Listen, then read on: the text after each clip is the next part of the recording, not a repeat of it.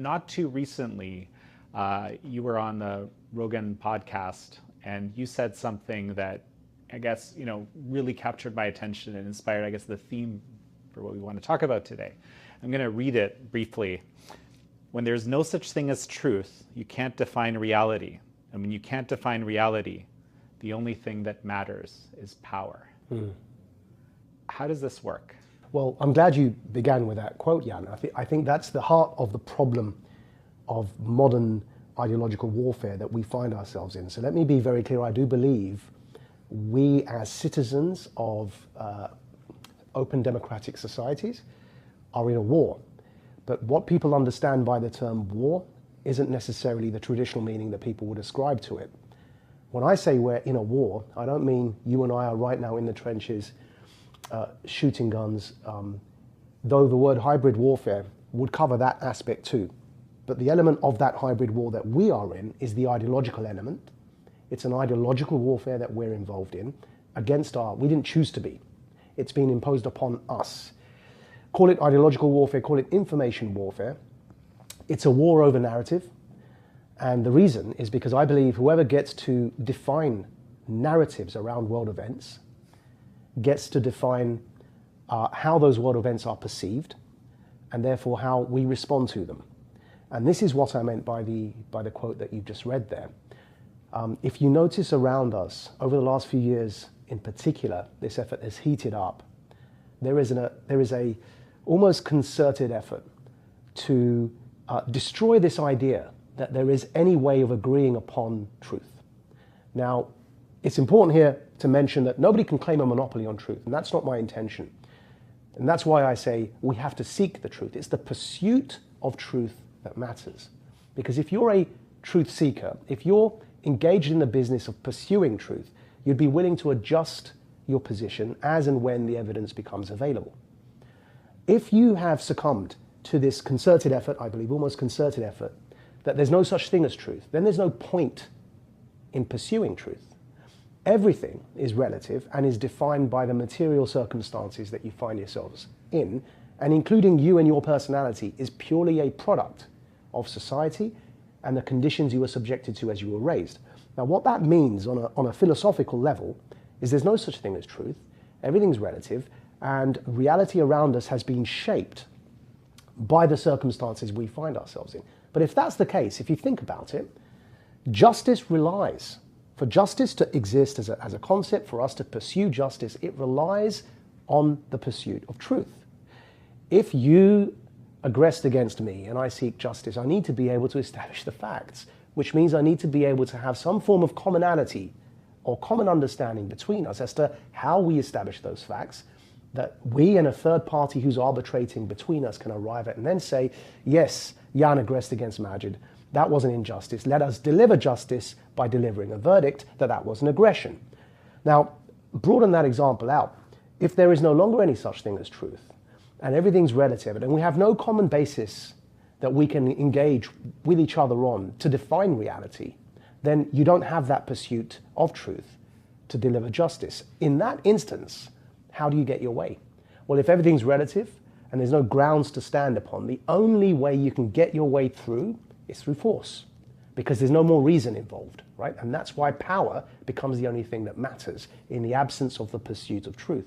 And if you notice those people that push relativism heavy through the media narratives, through their educational programs, those who push this ideology of materialism and that our morality itself is defined only and purely and solely by our material conditions, and we are products of that, it's why they're so obsessed with attaining power. Because for them, it's power that is the ultimate aim. If they could take power, they could then shape the reality that they find objectionable to their own interests. And it's why I believe we're in the middle of this power struggle as we speak. It's been imposed upon us. It wasn't our choosing. And that explains the ideological war I believe we're in. If you look to any event, and we've just been through 2 years of COVID mandates. Now, in the context of mandates, what we've just been through in the last 2 years, you saw how the goalposts kept shifting. And you saw how one thing we were told yesterday, suddenly the opposite was true today. And you can see that now even on the post-Omicron, on the back end hopefully of COVID, and hopefully it's in our past now. Let's see. But again, you see how the narrative keeps changing, and people that were saying something yesterday, it's almost as if they never said it, and now they're saying the exact opposite, and we're expected to believe it. And the reason is because their objectives were met. So narratives were deployed during the COVID mandate, 2 years of imposing mask mandates and vaccine mandates and no jab, no job policies, and narratives were deployed. Science was weaponized to achieve a policy objective. Once the policy objective was met, the resistance to the narrative, people saying, for example, the science doesn't support your position, there was no longer a need to resist those who were correcting the unscientific stance that the officials took, because the policy objective had been met. So just as soon as that was the case, they stopped defending the unscientific. They achieved what they needed to achieve, whether that was the infrastructure for vaccine passports being set up, like in New York, whether that was a vaccine rollout with, in the UK at least, over 90% of adults in the UK having acquired antibodies. Once the aims were met, the narrative was no longer needed. And what we see, therefore, is whether it's science, academia, political conversation, geopolitics, what were journalism, right? What were traditional disciplines and professions that relied on their own set of standards in the pursuit of truth in their own fields, were weaponized to simply achieve political objectives for those in power. And that is, I believe, whether it's on the COVID mandates topic, whether it's on foreign policy, whether it's on domestic US, domestic left-right shenanigans, that's what I believe we're witnessing. We're witnessing the weaponization of traditional disciplines in the pursuit of power. We live in an era of censorship and disinformation, and it can be really hard to know what's true and what's false in this information climate. To get honest information and insights you can trust, join us on Epoch TV. You can sign up for your 14-day free trial at ept.ms/freetrialjan. That's ept.ms/freetrialjan. You've had a very interesting life path that I think helps you look at all this through a very, I don't know, I guess maybe a wise lens. I don't know if that's a fair way to describe it. Life experience. So why don't you tell me that from the beginning? Well, in fact, the first time I was blacklisted from entering the United States of America, and the first time I came was to testify at the Senate. I think it was 2007. And I was the lead witness in the radicalization hearings at the Senate in 2007 as somebody that had left a Islamist revolutionary organization. And the reason I had been blacklisted is I was opposed to all of this, the entire system.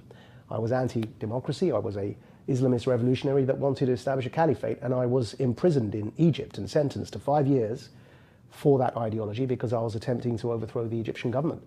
And I was sentenced to 5 years and then adopted by Amnesty International as a prisoner of conscience, being blacklisted. And when I was invited here to testify at the Senate, I couldn't get a visa. So they had to find an exception to get me into the country because they needed to hear from me.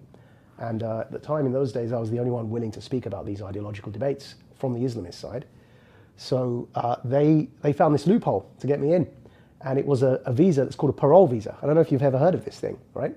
So imagine you're working with the federal government and you're in crime and prosecutions for criminal offenses, and you have a mafia boss that you need to bring into the country from Italy. But that mafia boss has already been convicted of crimes and therefore can't get into the US through traditional means. A parole visa, if that person's in prison and you need them as an expert witness to testify, allows that person in, but it says what it does on the tin. It's a parole visa, so they are here under parole, and they have to be under 24/7 armed guard, as if they're on parole coming out of a normal prison. So they got me this parole visa. So I entered the United States for the first time to testify there in that building. I was under 24/7 armed guard.